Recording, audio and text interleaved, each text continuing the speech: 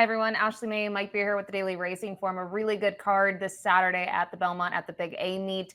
We're going to look at the Mile Ruffian Grade 2 event. It's race 10 of 11 on the program. It's a pretty big field, Mike, that I thought is an interesting one. You see 11 entered in here with some horses that I think are on the improve and a couple of others that, if you go back historically, they have good races, but maybe their last out left something to be desired. Pretty good race. There are a few in here who certainly have a lot to prove at this level of racing for sure. But there's some talent here, some up and coming horses who could, maybe have a say in some bigger races down the line, and some real back class in here too.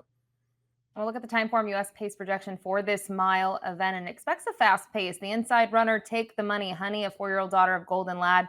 She's been nothing but speedy in her 4 starts to date. The 9, Gun Song, have a feeling she likes to be forward, not necessarily needs the lead. She's typically sort of chasing the pace, but I don't know how fast they're going to go, Mike. I think it'll be at least honest, but I do think the rail runner sort of dictates the race. Yeah, I think that's probably right too. I mean, I'll be honest, when I first went through the race, I don't think I was looking at it thinking this was going to be some kind of fast pace, but maybe it will be. For me, Gun Song, who does like to be forward, I mean, if this pace is fast, she's not going to be up there contesting it. She'll probably try to back off it a little bit. And the LP flag is attached to the 2 Morning Matcha, who doesn't even make the diagram here, who typically is rolling from off of it. We'll jump right into it here with the number 1, Take the Money Honey, who she's really done nothing wrong. Her lone defeat was 2 back. Catherine Wheel, who she'll have to face again in this spot on Saturday, defeated her. She came back at Laurel. I think she ran very well. Obviously, this is going to be a test for class, but why not take a chance based on her figures? She ran really well last time, I thought. I didn't necessarily think she had an excuse to back when Catherine Real nailed her on the line, but I still thought she ran well that day. Also, seems like she's getting better with every start. Actually, I thought she was really impressive last time, and I'm not surprised they decided to step her up in class for this. And you can see her buyers have gone up 6 to 8 each and every start now. So she started with a 72, now with a 94 buyer speed figure from that April 13th race. The 2 Morning Matcha, mentioned it with the Time Form US pace projection. She's going to have the LP flag attached to her. You figure she can take a step forward, second off the layoff, but I have some reservations. They've tried her sprinting at 1-turn distances. They've tried stretching her out, and don't want to disrespect her. She has a ton of back class, but just have some reservations based on her last few. I feel the same way. She does have a lot of back class. If she can somehow, get back to maybe one of the races she was running in early 2023, she could be a real factor in this race. It just doesn't seem like she's been up to that level recently. Actually, she's second off the layoff now. She'll probably be trying to sit back and make a run into this race late. And she has a good race that makes her competitive. I just wanted to bet other horses in here. The 3, Catherine Wheel, this one going out for Chad Brown. I don't know how to assess the last race. Maybe you give her a little bit of an excuse for a muddy track. I'm just not really necessarily willing to do that. I know she didn't go off favored, but I just wanted to see more from her in those final stages. She had a real shot at that race in the stretch too. Just sort of got right up to the winner in the stretch there on the inside of that track. I would note that was a day at Laurel. That track was really wet and it was really tiring, and horses were making big runs from the back for most of the day. She moved a little earlier in there. I'm kind of with you. I didn't think she had, some kind of huge excuse. I respect that she's sort of inching forward. I just wonder, how much more improvement she has in her, Ashley. I think she has to improve again to beat this field.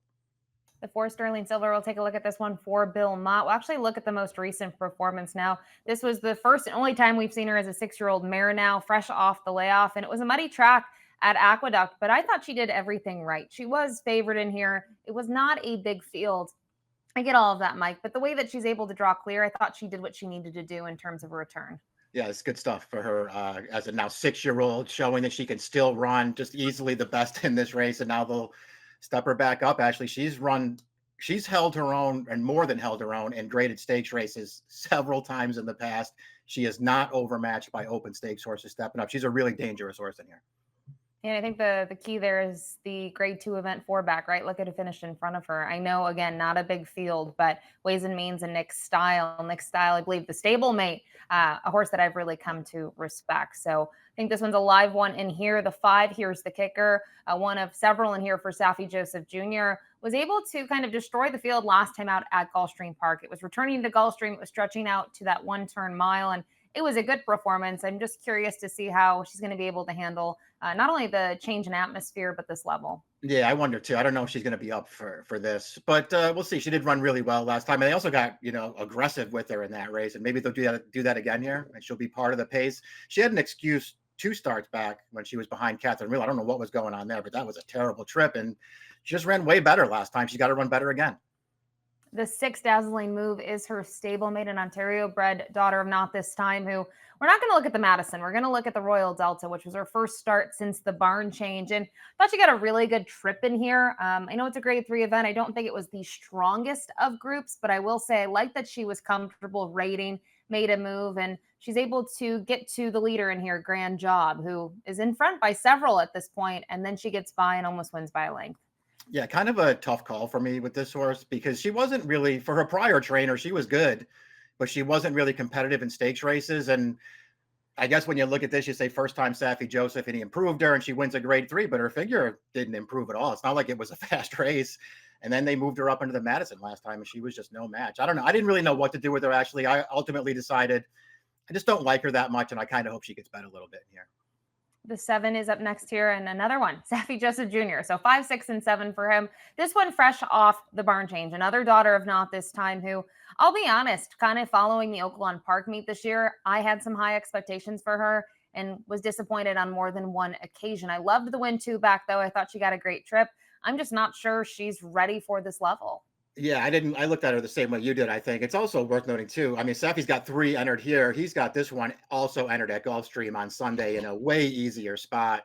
I just sort of looked at her and thought if she runs here, I don't like her, and I'm kind of expecting her to scratch. The 8, Jody's Pride, up next. This one for Jorge Abreu. Last seen in the Azeri, where this one finished 5th. And prior to that, I didn't take a lot of love, but I do know was respected by a lot in terms of the inside information, and feel like she just got beat by 2 better, fillies and mares in there, and she just didn't have that late punch. Yeah, I mean, she was off the layoff in there, or short layoff anyway. I don't know. Maybe it made a difference there because she did duel basically from the top of the stretch down to about the 16th pole, and she finally got out finished. I thought she ran fine in there, and it was a fast race. Ran way worse last time with a little bit of trouble at the start. She just didn't run well last time. Maybe she can bounce back. I thought she was the toughest call in the race. Actually, I know she's talented. Her race 2 back, okay. The last one, not good. I didn't really know what to do with her. I think a lot comes down to her price, right? And where Yeah. you're going to structure a tickets. For me, I don't think I could use her on top. She'd be more of an underneath play. The 9, Gun Song, we saw in the time form, yes, pace projection. She might be forward. She's typically a length or 2 off of it early on. She tries to make a move, and I just am a little reserved based on the efforts 2 and 3 back. Obviously, deeper waters, but she just doesn't finish in her races. And then last time out, I don't know what to do with that performance. I know it was fresh off the layoff. She probably needed a race, but again, to me, it was a pretty big step backwards. Yeah, I think the lenient view would be that she needed a race and she just wasn't fully fit there, and she'll really improve now with that one under her belt. I guess that's certainly possible. I'm kind of with you. I thought she was really bad in that race. But we'll see. She's obviously got races as a 3-year-old that if she can build on them, they're going to make her really tough in here. I can't say that I ever loved her as a 3-year-old. I thought she was pretty good. All those close second place finishes you see on her card, she's got no excuses in those races. She just wasn't good enough to win them.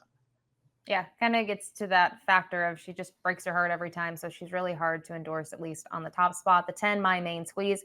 We'll take a look at her effort 2 starts back, which was at Keeneland in the fall meet in the grade 2 Raven Run. And we're not showing the whole race, but if you showed the whole race here, she's far back early. And I'm not saying she can't close, but for her typical running style, I think to be last early and then have to make a late move, I thought this was a good performance. She is second best behind Emery, but Emery obviously had the jump on her in a big way. She was sitting 3rd or 4th early in this race. And I like that she was able to pick up the pieces and still roll in here.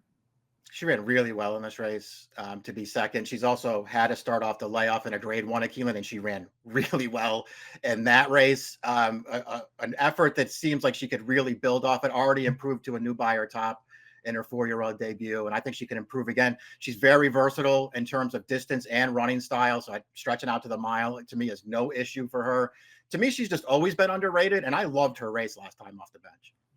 You kind of see that story too in terms of her off odds, right? She's rarely favored. She's anywhere between typically 3 and 7 to 1 in most of those starts. So completely agree with you here on the number 10, My Main Squeeze. We'll round it out with the 11 headline numbers. Another one in the field for Chad Brown, who, the figure is a little eye-catching last time out. I don't know how to read into it. Gate to wire winner, going a 1.125 miles over an off track, and also the fact that she only had 3 other rivals.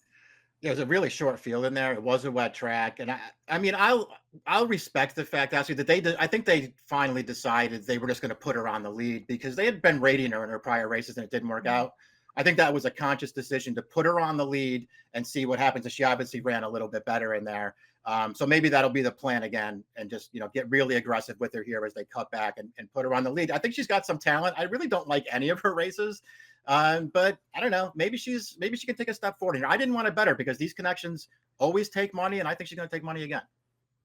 You mentioned that they might send her again. They might have to as well on that slight cutback from a mile and eighth to a Mm. mile, and the fact that she's the outside post, right? Post 11 in here. So if it worked out last time, might have to try that strategy again. So that's the field of 11 for the grade two Ruffian. Don't forget, it's race number 10 of 11 on the Saturday program. And take a look at our top picks here, and curious to see which direction you went into. Out of all the horses you talked about, it seemed like you did have the nicest and kind of most positive things to say about My Main Squeeze, and rightfully so. I do agree with you. She's been really underrated, and she really does little wrong. I just really like her. I like all of her races. I really liked her return from the layoff last time. Maker had her entered in that really tough grade one, going 7 furlongs on Derby Day, and they didn't run there. They're going to run here. This is a way better spot. For me, it was a toss up. I think, you can say the same thing a little bit about the four Sterling Silver, who, even though when she's gone away from the New York Breds and she's gone to the open graded stakes, she's done all right. And I like her recent form. Love that she's been able to be put on the shelf, come back, and still fire races, and was able to get her first win in her first start as a 6-year-old mare. So I go to the 4 on top, use the 10 underneath. 10-1-4-9 for Mike, 4-10-1-8 for me. It's race number 10, grade 2 Ruffian this Saturday, Belmont at the Big A. Good luck.